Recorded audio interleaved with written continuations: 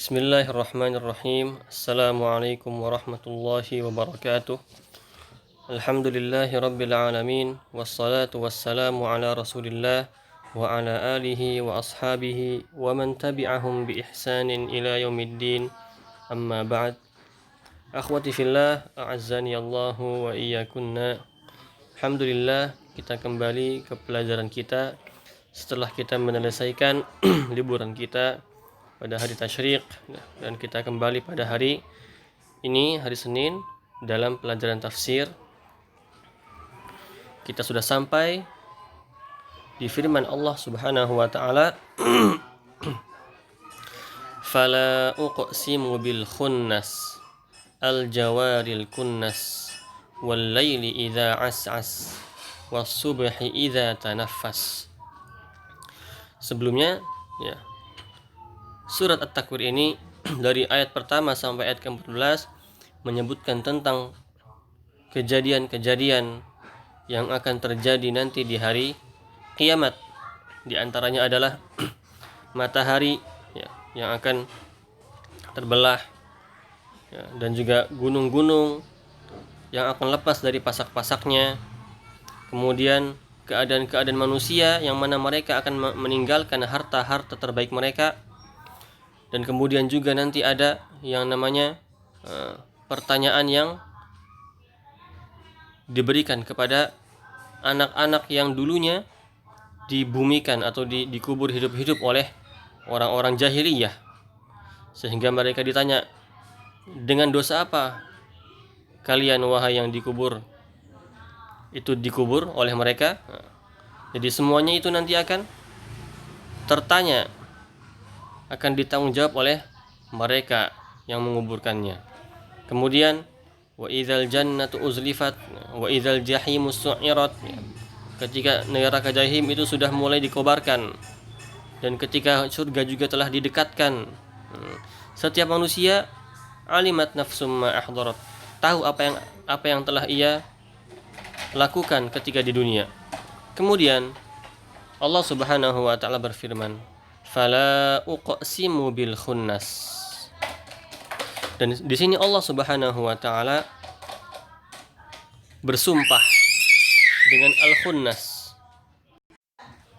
Dan al-khunnas itu adalah bintang ya, atau planet-planet.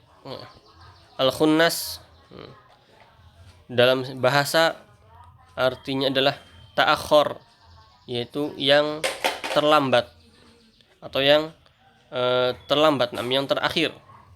Tata'akhir, yang terlambat. Bintang-bintang yang terlambat. Maksudnya apa di sini? Dalam sebuah tafsir disebutkan bahwasannya al-khunnas di sini adalah planet-planet yang 7 planet yang ada di orbitnya. Ya. Misalnya contohnya adalah matahari, kemudian bulan, kemudian setelah bulan itu nama planetnya saya lupa apa namanya.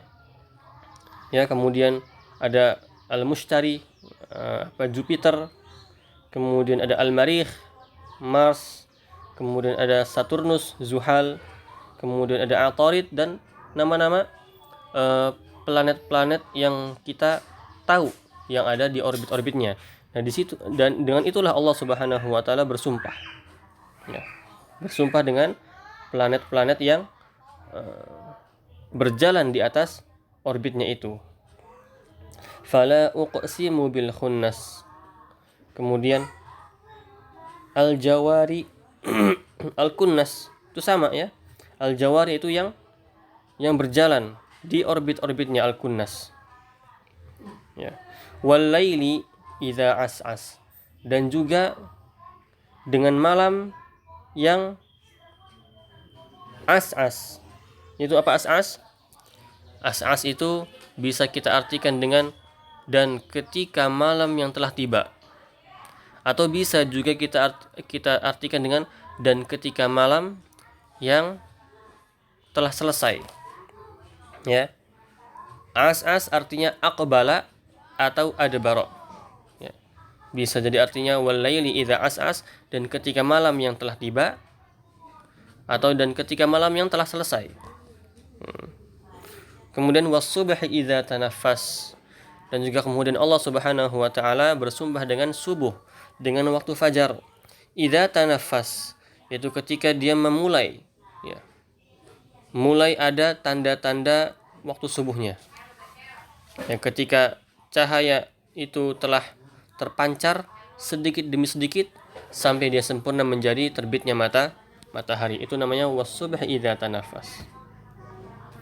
Kemudian Allah Subhanahu wa taala berfirman, "Innahu laqaulu rasulin karim."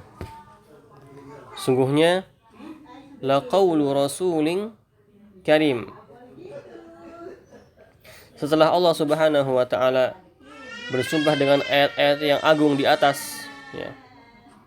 Dan ini menunjukkan bahwasanya Al-Qur'an itu adalah sebuah buku yang sangat agung dan Allah Subhanahu wa taala menjaganya dari syaitan yang dirajam.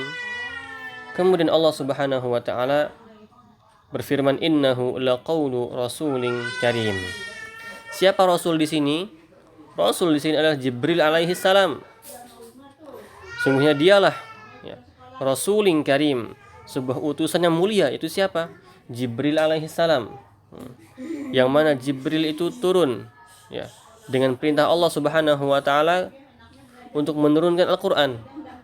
Sebagaimana yang Allah Subhanahu wa taala firmankan, "Wa innahu latanzilu rabbil alamin.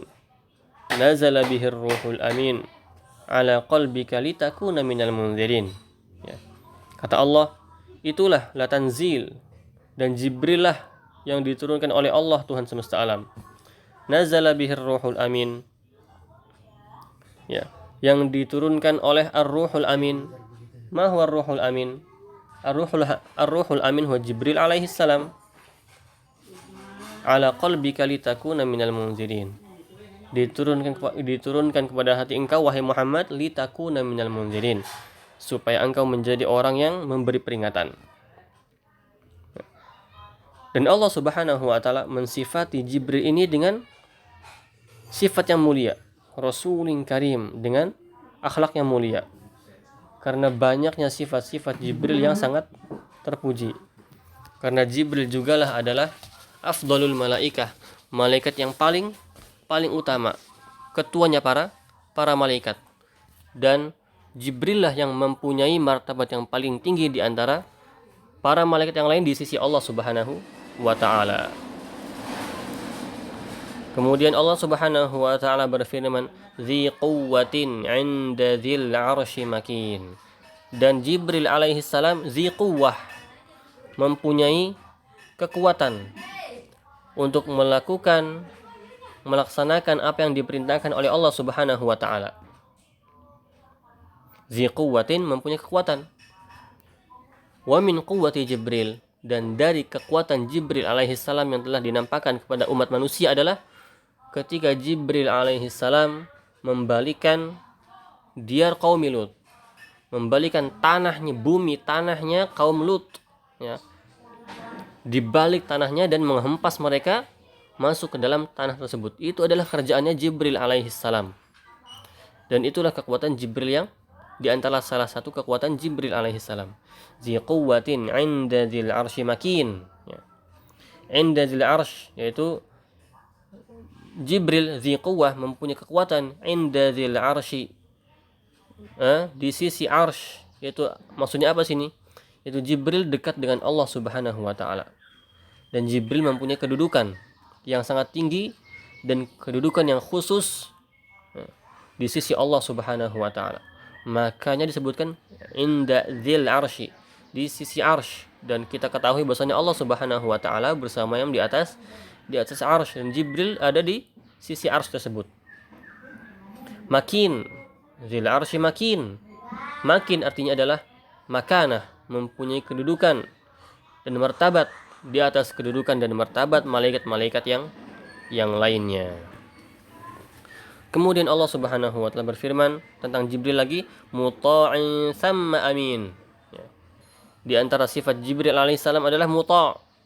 Yaitu apa? Jibril adalah malaikat yang taat. Semua malaikat taat aslinya, tapi Jibril dikhususkan disebut di sini dengan ketaatannya. Karena dia mempunyai kedudukan muta'in tsamma amin. Ya.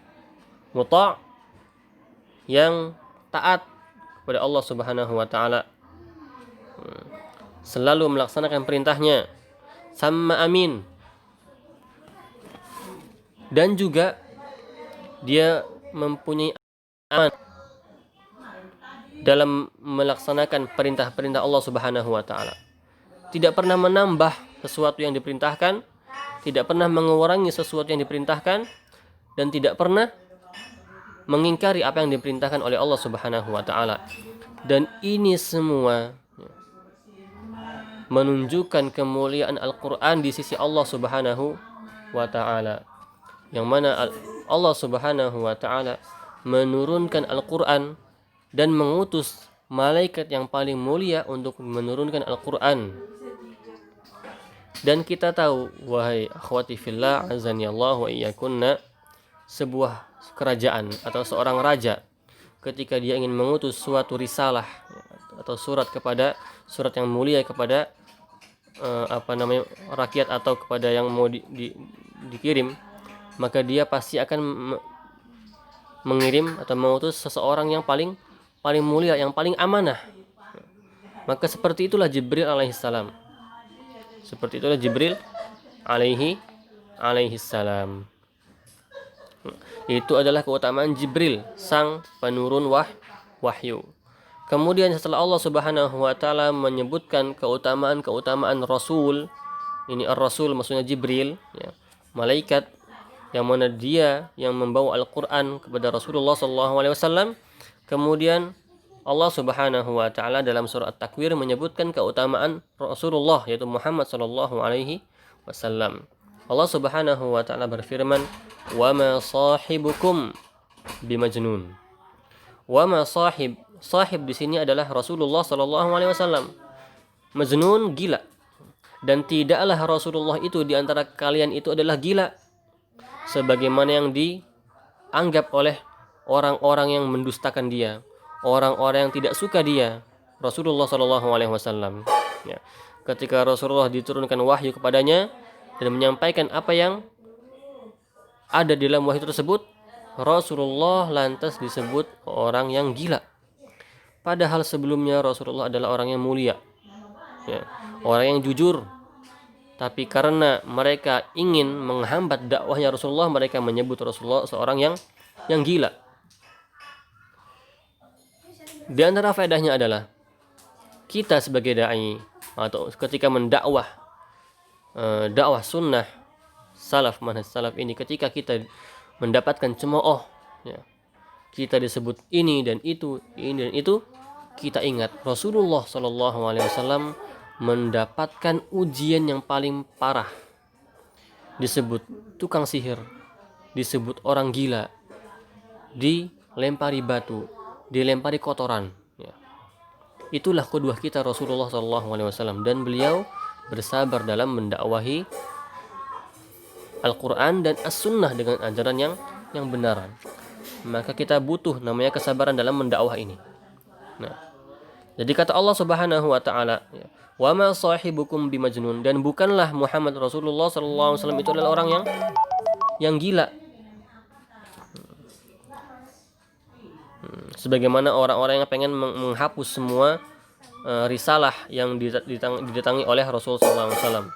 Bahkan Rasulullah itulah manusia yang paling sempurna akalnya, ya, yang paling baik ro'yunnya, baik idenya, dan yang paling jujur perkataannya. Kemudian Allah Subhanahu wa taala berfirman, "Wa laqad ra'ahu bil ufuqil mubin." Yaitu maksudnya, dan Rasulullah sallallahu alaihi wasallam telah melihat Jibril alaihissalam di al-ufuq, di atas, dengan jelas. Ya. Dengan jelas Rasulullah sallallahu alaihi wasallam melihat Jibril ketika Jibril alaihissalam menurunkan Al-Qur'an. Kemudian wa ma huwa 'alal ghaibi bidhanin.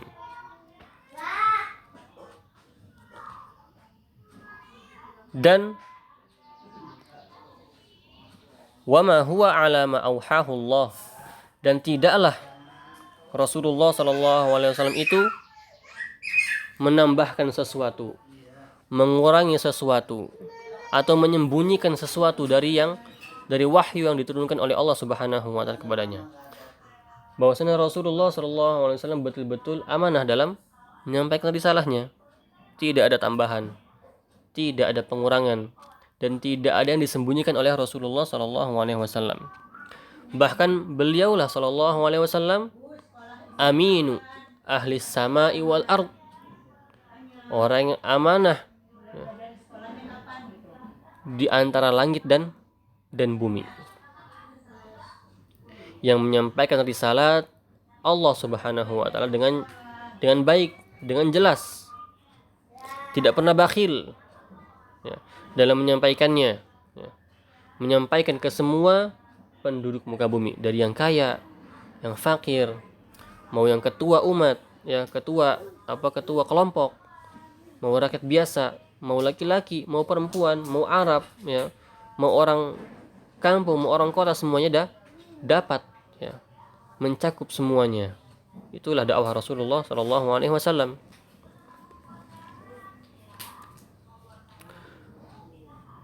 Kemudian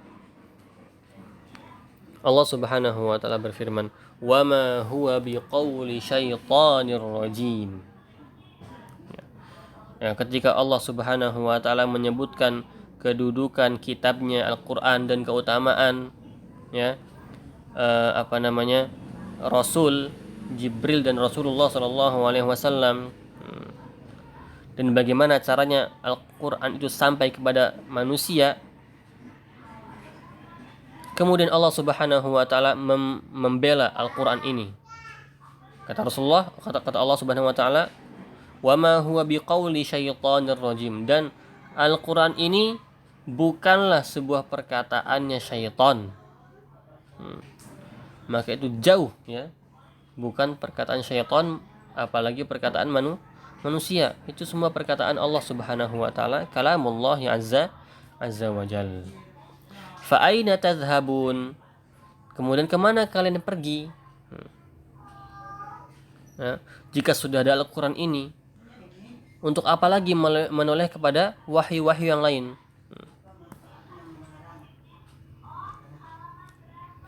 Padahal Al-Quran inilah, ya,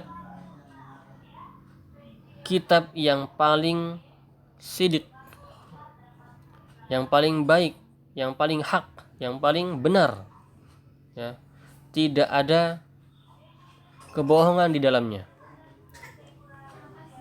Kita harus menjadikan Al-Quran ini adalah kitab yang paling tinggi derajatnya di antara kitab-kitab yang lain. Kemudian in huwa illa dzikrul lil alamin. Dan kitab ini di dalamnya berisi yatazakkarun, in huwa illa dzikr, mengingat-ingat Allah Subhanahu wa taala. Berzikir, kita disuruh untuk zikir kepada Allah Subhanahu wa taala. Makanya di antara zikir yang paling baik adalah membaca Al-Qur'an. Membaca Al-Qur'an.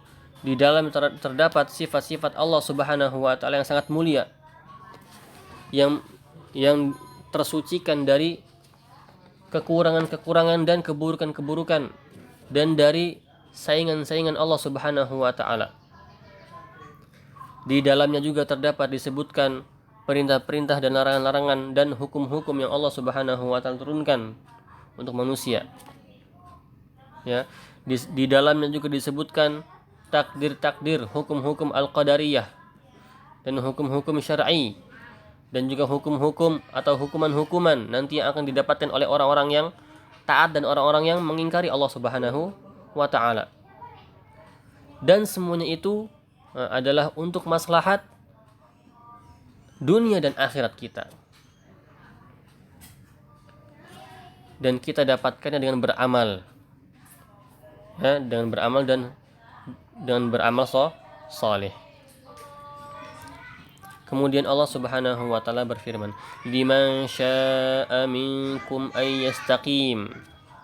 Nah, bagi kalian, liman syaa'a minkum. Ya. Terserah kalian, setelah ini terserah kalian. jika kalian ingin ayastaqim, untuk beristiqamah dalam memegang Al-Quran dan As-Sunnah ini. Setelah diterangkannya ar-rushd, hidayah, dari al-ghay dan ad-dhalal, dari kesesatan, Allah Subhanahu wa taala menyerahkan semua perkaranya kepada manusia. Liman syaa minkum ayastaqim. Ya, sekarang manusia mempunyai kehendak. Apakah dia ingin mengikuti istiqamah dalam Al-Quran atau tidak? Ya. Jadi manusia ini mempunyai kehendak. Sebagaimana Allah Subhanahu wa taala firmankan, liman syaa minkum ayastaqim. Ya. Kemudian Allah Subhanahu wa taala menyebutkan lagi terakhir, wa ma tasyaun illa ayyasha Allahu rabbul alamin. Tapi kehendak manusia itu tidaklah terjadi kecuali dengan kehendak Allah Subhanahu wa taala. Maka kehendak Allah lah yang paling tinggi. Yang paling atas adalah kehendak Allah Subhanahu wa taala. Kehendak manusia, adapun kehendak manusia itu di bawah kehendak Allah Azza wa Jalla. Jadi Allah Subhanahu wa taala berfirman, "Wa ma tasyauna illa," dan tidaklah kalian manusia itu berkehendak illa ayyasha Allahu rabbul alamin, kecuali di bawah kehendak Allah Subhanahu wa taala. Jadi ini ada poin akidahnya di sini. Ya, yang pertama adalah Allah Subhanahu wa taala mempunyai kehendak, bisa melakukan apa yang Allah Subhanahu wa taala sukai. Kemudian manusia pun mempunyai kehendak. Akan tetapi kehendak manusia itu di bawah kehendaknya Allah Subhanahu wa ta'ala. Jadi takdir manusia itu berarti di tangan Allah Subhanahu wa ta'ala. Akan tetapi kita manusia mempunyai kehendak, mempunyai pilihan. Apakah kita itu ingin ikut yang baik atau ingin yang buruk? Karena Allah Subhanahu wa ta'ala telah memberikan penjelasan, ya, telah memberikan petunjuk, ya. Yang Al-Quran adalah petunjuk dan yang lain adalah kesesatan. Manusia tinggal pilih apakah dia ingin mengambil yang baik, yang hak, atau yang dhalal, yang sesat. Nah, di sini manusia mempunyai pilihan, mempunyai kehendak. Nah, kemudian manusia memilih. Manusia di sini bisa memilih, mempunyai akal. Jika dia memilih yang baik, maka alhamdulillah. Dan jika dia memilih yang sesat, maka na'udzubillah. Dan hasil pilihannya itu adalah kehendak Allah Subhanahu wa ta'ala. Ya, seperti itu. Jadi di sini, ya, di dua ayat yang terakhir ini sangat penting sekali, ya, menceritakan tentang akidah Ahlus Sunnah wal Jamaah. Itu apa? Poin yang pertama, Allah Subhanahu wa ta'ala mempunyai kehendak dan Allah lah yang melakukan apa yang Ia inginkan untuk manusia. Namun manusia pun mempunyai kehendak, tapi kehendak manusia itu di bawah kehendak Allah Subhanahu wa ta'ala. Berarti artinya kita tidak tahu takdir kita, tapi kita bisa memilih. Ya, jangan sampai kita sama seperti ahlul dhalal, firqah yang sesat dalam masalah takdir. Yaitu apa? Ada yang namanya al-qadariyah, an-nufat, dan al-qadariyah al-mujbarah. Ya, al-qadariyah an-nufat itu yang menafikan takdir Allah Subhanahu wa ta'ala. Jadi manusia itulah yang mempunyai kekuasaan kehendak dia sendiri. Ketika dia memilih dan telah memilih pilihannya, itulah kehendak dia sendiri, bukan kehendak Allah Subhanahu wa ta'ala. Jadi Al-Qadariyah An-Nufat ini menafikan takdir Allah Subhanahu wa taala. Semuanya atas kekuasaan manusia. Ini tidak benar. Karena Allah lah yang mencatatkan pilihannya tersebut. Namun manusia bisa memilih. Kemudian firqah yang kedua adalah Al-Qadariyah Al-Mujbarah. Sebuah firqah Al-Qadariyah Al-Mujbarah namanya, yang mana mereka meyakini bahwasannya manusia itu terpaksa melakukan sesuatu. Jadi dia tidak menafikan takdir Allah. Allah mempunyai kehendak, betul. Tapi manusia tidak mempunyai kehendak. Jadi semuanya itu adalah karena kehendak Allah Subhanahu wa taala. Contohnya misalnya, ketika seorang manusia bermaksiat, Al-Qadariyah Al-Mujbarah mengatakan, kenapa saya melakukan maksiat? Karena ini adalah takdir Allah Subhanahu wa taala. Ini kan kehendak Allah Subhanahu wa taala, bukan salah manusia. Nah, inilah kesalahan akidah mereka, Al-Qadariyah Al-Mujbarah. Jadi kita Ahlus Sunnah wal Jamaah dalam posisi tengah-tengah mereka. Ya. Tidak menafikan kehendak Allah dan tidak menafikan kehendak manusia. Yang kita yakini bahwasanya Allah Subhanahu wa taala mempunyai kehendak sendiri, melakukan apa yang Allah Subhanahu wa taala inginkan, dan takdirnya semua ada di Allah Subhanahu wa taala. Akan tetapi kita sebagai manusia mempunyai kehendak juga. Tapi kehendaknya di bawah kehendak Allah Subhanahu wa taala. Nah, mungkin itu saja yang bisa kita sampaikan. Semoga Allah Subhanahu wa taala memberikan kita hidayah dan taufiknya sehingga kita bisa belajar dengan baik, dan semoga Allah Subhanahu wa taala memberikan kita kesehatan walaupun dalam keadaan pandemi ini, dan semoga Allah Subhanahu wa taala mengangkat semua penyakit yang ditimpa oleh kaum muslimin. Subhanakallahumma wa bihamdik asyhadu an la ilaha illa anta astaghfiruka wa atubu ilaik. Assalamualaikum warahmatullahi wabarakatuh.